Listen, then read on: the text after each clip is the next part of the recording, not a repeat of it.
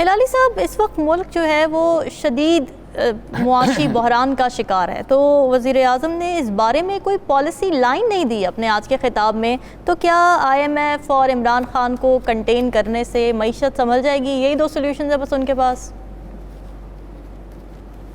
نہیں دیکھیے، انہوں نے اس لیے لائن نہیں دیا، بڑا سچ کہہ رہا تھا، وہ ہے ہی نہیں اس کے پاس لائن۔ 11 مہینے میں اس کے پاس کوئی لائن نہیں آئی ہے، کچھ نہیں کیا ہے۔ اگر کچھ کرتا تو بات کرتا، مگر مہنگائی کے اوپر کہتا میں نے کم کیا ہے، لوگ آٹا لینے کے لائن میں مر رہے ہیں، کہتا کہ میں نے اس کو روک دیا، یا میں نے یہ کیا یا وہ کیا، یہ کچھ کیا ہی نہیں ہے۔ He is a man who's done nothing, achieved nothing, zero, بلکہ مائنس۔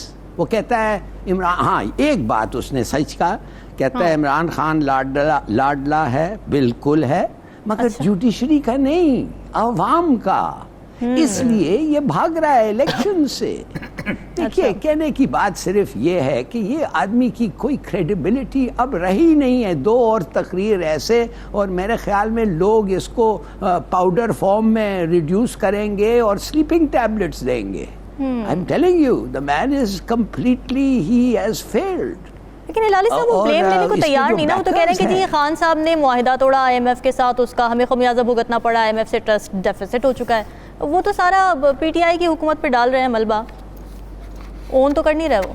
ہاں تو وہ تو کب سے ڈال رہے ہیں، وہ تو کب سے 2 دن کے بعد آنے سے بعد ڈال رہے ہیں۔ وہ جب ملے بھی نہیں تھے آئی ایم ایف کو ٹو نو دا ریئیکشن، اس وقت سے ڈال رہے تھے۔ دیکھیے سیدھی سادی بات یہ ہے، پلیز انڈرسٹینڈ ون تھنگ، کہ یہ they are not people of little education being dangerous, they are people of no education, none, zero۔ وہ بات ہی ختم کر دی ہلالی صاحب۔ ہاں ہلالی صاحب، وہ ایڈمنسٹریٹر اچھے تھے، یہ تو بڑی بات کہی جاتی ہے نا کہ جی انہوں نے پنجاب بڑا اچھا سنبھالا تھا، ایڈمنسٹریٹر بڑے اچھے تھے، اتنا کریڈٹ تو دیا جاتا ہے ان کو۔ میں آپ کو معاف کریے، میں پنجاب میں ایک دن نہیں تھا اس کی ایڈمنسٹریشن کے وقت، I don't know، بٹ ایک چیز میں آپ کو ضرور بتا دوں گا کہ یہ جو کہتا ہے نا کہ عمران خان غدار ہے، ان سو مینی ورڈز یہ کہتا ہے عمران خان غدار ہے، اور وہ اس کا جو انٹیریئر منسٹر ہے وہ کہتا ہے یہ قابل قتل ہے بیسکلی۔ میں آپ کو بتاتا ہوں یہ کیا کرتا ہے اس سسٹم کو۔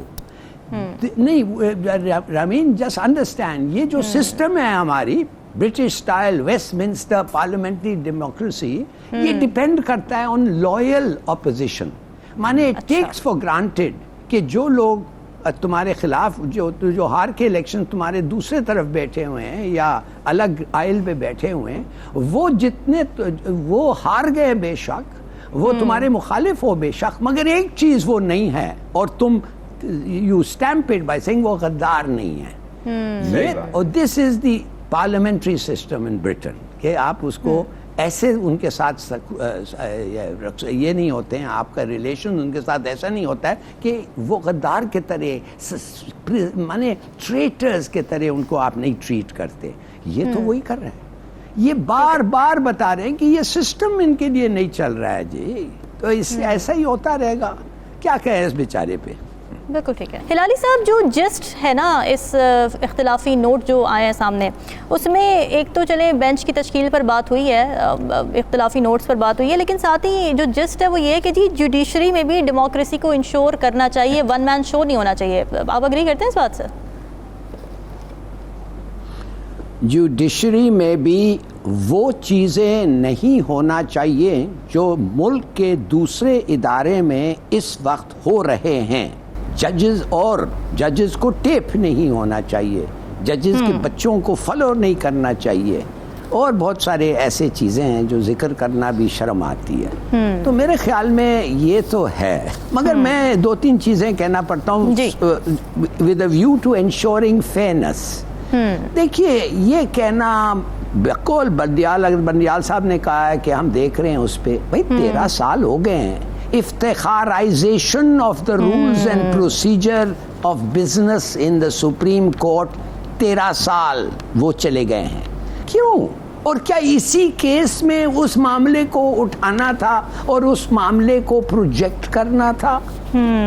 کہنے کی بات یہ ہے کہ میں بھی سمجھتا ہوں کہ امپورٹنٹ ڈیسیشنز, امپورٹنٹ پروسیجرز اور رول چینجز سی جے پی کو ضرور لینا چاہیے with the assistance of 2-3 senior ججز.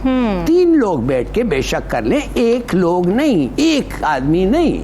ہاں بالکل میں سمجھتا ہوں کہ کوئی امپورٹنٹ کیسز ہیں جدھر فل کورٹ کی ہیئرنگ ہونا چاہیے, اور شاید یہ بھی ایک ویسا کیس ہو. مگر میں یہ جاننا چاہتا ہوں کہ یہ سب باتیں یہ ججز کو اس وقت یاد آیا؟ کیا اس وقت صحیح بات نہیں ہے کہ ان کا اگر کانشنس سٹر نہیں ہوا اتنا دور, اس وقت کیا ان کو نہیں پتا ہے کہ elections is the need of the hour? Stabilise political system آئے گا الیکشنز کے بعد نہیں, ناٹ اونلی اسٹیبلائز, ہم بچیں گے اس ملک ایز اے ملک. ایگزسٹینشل ایک تھریٹ ہو گیا ہے ہمارا, ڈس یونٹی اور پولیٹیکل انسٹیبلٹی. تو ہم چاہتے ہیں کہ بھائی اگر ایک کورٹ ایک سیشن میں ہے, 5 ججز آف دا سپریم کورٹ ہے, ایک امپورٹنٹ کا فیصلہ ہے, time is of the essence, تو پھر کیوں نہیں وہ اس کو آپ فیصلہ کرنا دیتے ہیں؟ کیوں آپ جان بوجھ کے اس کو یہ کرنا چاہتے ہیں, ڈیلے کرنا چاہتے ہیں؟ اس لیے کہ آپ ہار جائیں گے. چلو, اس لیے اس کا مقصد ہے کہ ملک کی سالمیت, ملک کا ایگزسٹنس آپ کو پرواہ نہیں ہے as long as you don't lose an election. یہ ہے آپ کے ویلیوز اور سٹینڈرڈز.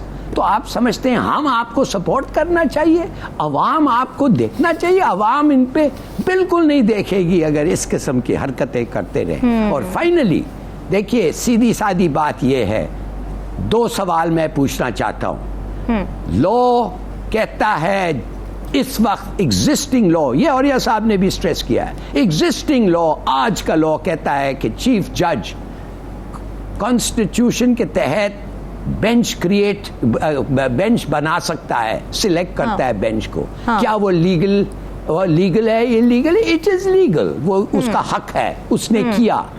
اور کیا وہ سوال ابھی ایک آتا ہے جس پہ پہلے نہیں آیا تھا, اس ملک کی تاریخ میں پہلے نہیں آیا تھا, کیا election commission of Pakistan president کا آرڈر کو رد کر سکتا ہے؟ کیا یہ کبھی پہلے ہوا ہے؟ نہیں ہوا ہے. تو یہ بہت بڑے فیصلے ہیں. یس, سپریم کورٹ کاش کے پوری بینچ بیٹھتی, مگر 5 بینچ کا بنا ہوا ہے, لیگلی بنا ہوا ہے, اس کو آرڈر دینے دو. پرہیپس آپ ریویو کے لیے 17 ججز کا بینچ بنائیں, مگر لیٹ دیم ڈیسائیڈ. دیکھیے, یہ اس لیے میں آپ کو کہتا ہوں it has nothing to do with the outcome. میں جاننا چاہتا ہوں, کانسٹیٹیوشن نہیں کہتا ہے, کانسٹیٹیوشن یہ نہیں کہتا ہے کہ کیا ہوگا اگر 90 دن میں الیکشنز نہ کریں, کہتا ہے نو.